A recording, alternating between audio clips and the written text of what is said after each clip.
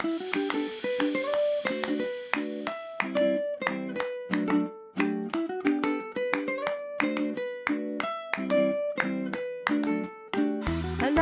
and welcome to Super Great Kids Stories, wise tales from storytellers around the world which will make you laugh and sometimes cry. Recommended for ages 5 to 105. I'm Kim and I love stories. Hello Super Great Kids, and how are you?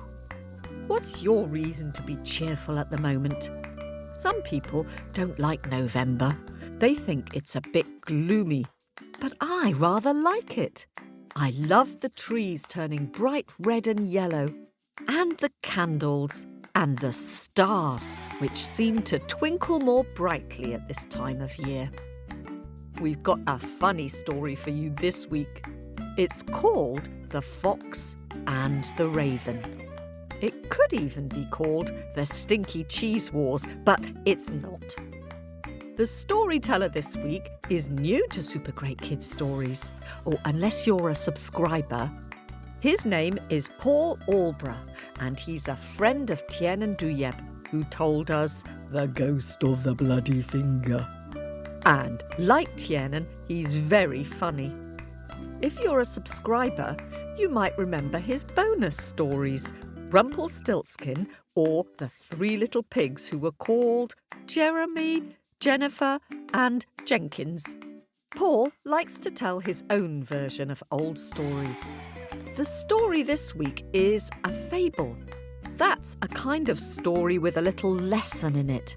Usually the main characters are animals, of the talking type, of course.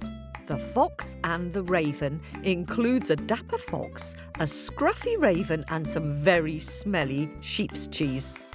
The original tale comes from ancient Greece and it's really, really old.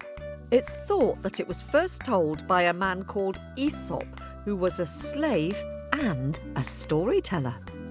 He was born in about 600 BC. That is a really, really, really long time ago. His stories were passed from one generation to another by word of mouth, until they were eventually written down, but not until about 300 years after Aesop died. So, for 300 years at least, these stories lasted simply by being told and passed on from one friend to another to another. Hurrah! Now, just before we start our story, can you think of any Super Great Kids stories with foxes or with birds in them? Well, we have a quick word with the grown-ups. Are you ready? Off you go. Hello, Super Great Kids. I'm back. Well, how did you get on? Did you remember any stories with foxes or crows in them? There's Fox at a Party. Did you remember that one? And The Fox and the Foolish Fishes. Oh, and Mrs. Rabbit and the Fox. And there's lots of bird stories. How about How the Phoenix Got Its Feathers? And No Way Jose with the chicken. And How Raven Brought Light to the World. And The Owl of the Oak. And The King of the Birds. And The Crow and the Turtle. Oh, I could go on and on. Did you remember some of these? I wonder how many you remembered. Now, back to our fable about a fox and a raven. Are you sitting comfortably? Am I sitting comfortably? Then let's give a warm welcome to Paul Alborough. Once upon a time, a long time ago, there was an island. A beautiful place with lush green fields and tall, strong trees. There were animals of all sorts on this island, and there were absolutely loads of sheep. Small sheep and fat sheep, black sheep and white sheep, grey sheep and old sheep, little baby lambs, and one sheep who really enjoyed wearing fancy hats. Now back then there were only a few people, and most of the people on this island, naturally enough, were sheep farmers. The farmers on this island wore lovely woolly coats in the winter-time and ate delicious sheep cheese in the summer-time. Did you know you can get sheep cheese? Well, you can. And this cheese was unbelievably tasty. The sheep all lived in fields by the sea and fed on herbs from the cliffs, and so their cheese was a deliciously herby flavour that also tasted of the seaside. You'll have to take my word for it, but this sheep cheese really was something else. In fact, it was so nice that the farmers were very careful with who they gave their cheese to. Unfortunately, one beast, an enormous raven, well, he couldn't get enough. This raven had a mean temperament and a selfish outlook, and he regularly swooped down to steal cheese from the farmers' picnics and then stored it in his nest in a high tree where nobody could get it. As you can imagine, it was a pretty stinky nest. The raven was very greedy, and because of him, the farmers were even more careful with who they gave their cheese to. They wouldn't leave it anywhere, and they wouldn't give any to any of the other animals because they were already cross at the raven. "Caw, caw, caw!" he'd boast from his tree, annoying the other animals with his cry. "I've got more cheese than I might ever need! Caw, caw, caw!" The raven was not a popular bird. However, also on this island was a fox, a sly and cunning fellow with quick wits and a smart green waistcoat. He had a family to feed and was always getting up to mischief and trickery so that he could get food for his family and also for himself.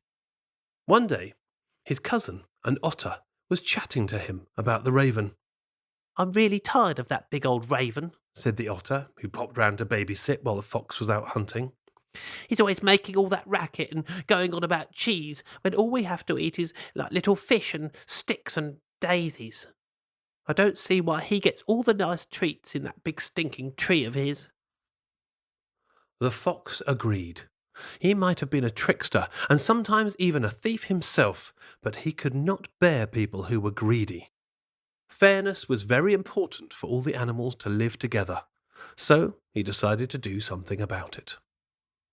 Out went Fox, wandering along, and he passed by the tree where the raven was sitting, munching on a massive hunk of that delicious sheepy cheese. The fox, looking very dapper in his little waistcoat, leaned up against the tree and shouted, "Oh my! Could it be? Is that a beautiful peacock above me? Some kind of exotic parrot? Perhaps a bird of paradise?" The raven looked around and then realized the fox was talking to him. He blushed. Not that you can really tell when a raven is blushing, but take my word for it. And the raven yelled down with a mouthful of cheese, "Oh, a raven!" My, said the fox, trying his best to sound genuine. "A raven? How astounding! I have never seen a raven with such beauty as yours. Would that I could hear you sing. I can only imagine it would sound like a choir of the finest songbirds, whistling a melody so beautiful it could make a pig weep. Ah, 'tis only a dream, but I'd love to hear that beautiful song." The raven was delighted. Nobody had spoken to him in this way. In fact, nobody had really spoken to him much at all since he started hoarding all the cheese. Raven opened his mouth and sung. His rasping cry of "caw, caw, caw" sounded less like a choir of songbirds and more like a sack of gravel being thrown down some stairs. But he sung and sung. And of course, when he sung, he dropped the cheese from his mouth straight into the fox's arms. "Oh, how marvellous! Thanks awfully," said the fox with a wicked smile. "It seems you have found your voice, dear bird. But where on earth do you keep your wits?" The boastful raven was outraged at being tricked, and he flapped his enormous wings ready to strike. Unfortunately, while doing so, he knocked his whole nest over, and it fell to the floor, raining cheese down everywhere. Animals came running in all directions. "It's raining cheese!" sung the mice.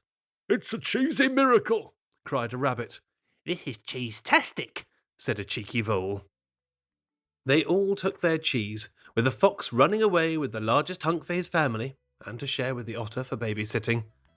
And looking like a big black cloud with feathers, the raven sat grumpily in his tree, thinking that maybe he shouldn't have been so greedy after all.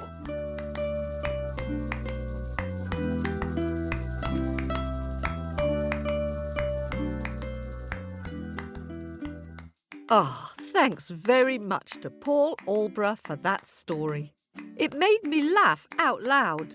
I like the animals having nothing to eat but sticks and daisies, and the ravens singing sounding like a sack of gravel being thrown down the stairs. Very clever. I wonder if you could make up your version of that story. And what do you think the lesson in that story was? Have a little think and see if your grown-up has the same idea. Now, did you know that in Britain some folk believe that ravens protect the British crown? They act a bit like security guards. People say that if the ravens ever leave the Tower of London where the crown jewels are kept, then Britain will no longer be a sovereign country. In other words, it will lose its power. So today, at least 6 ravens are kept at the Tower of London. More raven facts in our Owlet letter for subscribers this week. Now, we really love hearing from you, so it's time to dig deep into our bag of happies and say some thank yous. Thanks first to new owlets who've been fluttering into our nest. Over first to Omokoroa in New Zealand. And hello to 6-year-old James, who loves listening to Super Great Kids at dinner time with his family. And hello to Leo, who is 4. He lives in Downingtown, Pennsylvania in the US with his brother Zeke, who is 1, and his baby sister Naya. His favourite stories are Mama Draga and The Ghost of the Bloody Finger, but he says he loves them all. Oh, that's great. Thank you, Leo. And and hello to Talia, who is 8, and Hannah, who is 6, who live near Washington, D.C. in the US. Their favourite story recently has been the super great scary story, The Hairy Toe. Eek! And hello to Owlet Ollie from Sydney in Australia. Ollie has sent us a beautiful picture of why the whale has a sad song. I just love the different textures you've used for the water and the sky, and the blues and the purples, and the little group of friends, the eagle and the crab and the frog. Just lovely. Well done, Ollie. That's one of my favourite stories too. And and a very big thanks to all of you who've been supporting us on Apple, Patreon and Ko-fi. We rely on your donations and subscriptions to keep producing Super Great Kids stories and to pay our storytellers.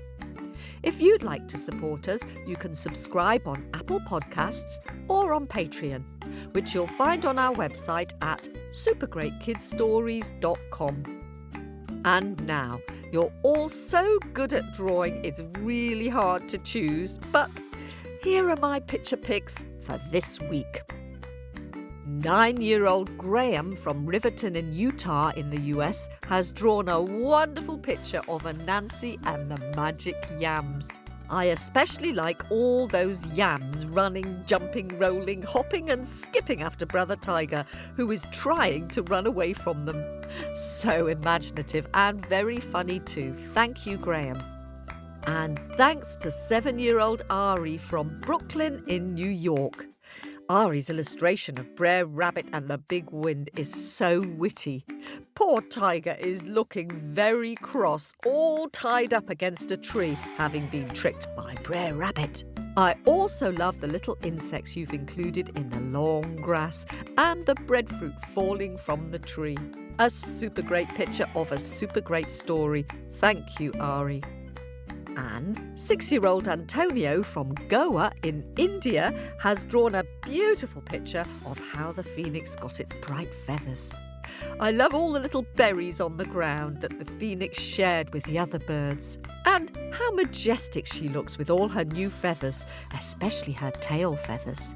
Thank you for sharing that, Antonio.